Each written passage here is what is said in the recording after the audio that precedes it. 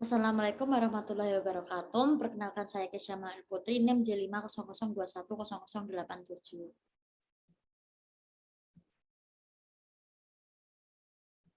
Sistem respirasi. Sistem respirasi disebut juga dengan sistem pernapasan.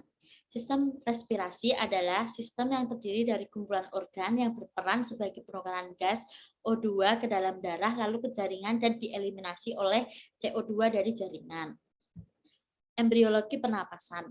Pada usia ke-25 usia kehamilan menunjukkan bagian di ventrikulum respirasi dari jantung dan hati. Di ventrikulum dan usus depan akan membentuk septum atau pemisah. Pada arts pharyngeus 1-6 bentuk seperti kantong yang disebut kantong faring manusia yang memiliki 4 pasang kantong faring. Tunas paru akan menjadi trakea, 2 kantong luar lateral dan tunas bronkus. Dari awal minggu kelima, setiap tunas membesar membentuk bronkus utama kanan dan kiri. Tunas sebelah kanan membentuk 3 bronkus sekunder dan sebelah kiri membentuk 2 bronkus sekunder. Sehingga adanya 3 lobus di paru bagian kanan dan 2 lobus di bagian kiri. Tunas bronkus akan terus berkembang sehingga membentuk bronkiolus. Bronkiolus akan berkembang membentuk alveolus.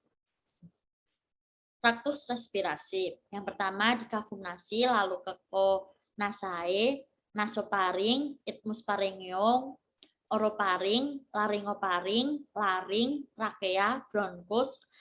Bronkus ini nanti ada primarius, secundus, dan tertius, lalu ke bronkiolus, ductus alveolaris, lalu ke saccus alveoli. Sistem pernapasan yang pertama ada di rongga hidung, lalu ke rongga mulut, faring, epiglotis, laring, trakea, paru-paru, bronkus, bronkiolus, diafragma. Rongga hidung. Udara yang berasal dari luar akan memasuki rongga hidung. Di dalam rongga hidung yang berselaput ada kelenjar minyak dan juga kelenjar keringat. Selaput itu berfungsi untuk menangkap benda-benda asing yang masuk ke dalam saluran pernafasan. Di dalam rongga hidung juga ada rambut kecil dan tebal. Rambut itu memiliki fungsi untuk menyaring partikel kotoran yang masuk ke dalam hidung bersama udara. Lalu faring atau tenggorokan. Udara yang masuk dari rongga hidung akan melewati tenggorokan. Tenggorokan memiliki 2 cabang saluran, yaitu saluran pernafasan dan saluran pencernaan yang terletak di bagian belakang. Fungsi utama tenggorokan adalah menyediakan saluran udara yang masuk dan juga keluar. Selanjutnya ada trakea atau batang tenggorokan. Tenggorokan adalah organ yang membentuk pipa dan terletak di sebagian leher sampai ke rongga dada. Dinding tenggorokan sangat tipis dan kaku dan ada di dalam rongga bersilia. Silia ini memiliki fungsi untuk menyaring benda-benda asing yang masuk melalui saluran pernapasan. Lalu laring atau pangkal tenggorokan. Pangkal tenggorokan adalah organ pernafasan yang terbentuk seperti saluran dikelilingi oleh tulang rawan. Pangkal tenggorokan memiliki tulang rawan yang disebut epiglotis. Di sini epiglotis. Tulang rawan ini ada di bagian pangkal laring. Pangkal tenggorokan juga diselimuti oleh membran yang bernama mukosa. Membran tersebut memiliki epitel-epitel berlapis yang cukup tebal dan menahan getaran-getaran suara yang sampai pada pangkal tenggorokan.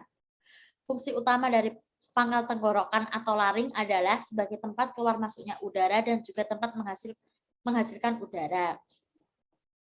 Lalu ada bronkus. Fungsi dari cabang bronkus disebut juga dengan cabang batang tenggorokan.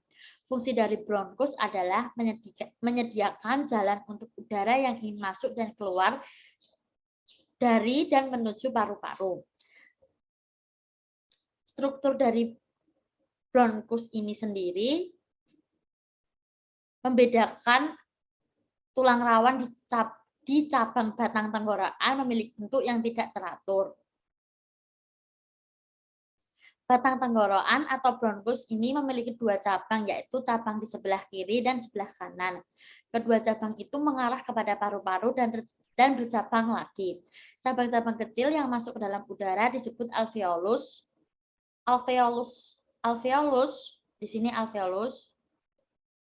Alveolus memiliki kapiler darah. Melalui kapiler-kapiler tersebut, oksigen dan udara menuju ke kapiler darah. Lalu ada pulmo atau paru-paru. Paru-paru berada di dalam rongga dada bagian atas, di samping paru-paru ada tulang rusuk dan di bawahnya ada diafragma. Paru-paru tersebut menjadi dua bagian, yaitu bagian kanan dan bagian kiri. Sedangkan paru-paru kiri memiliki dua lobus saja. Pada paru-paru kanan memiliki 3 lobus.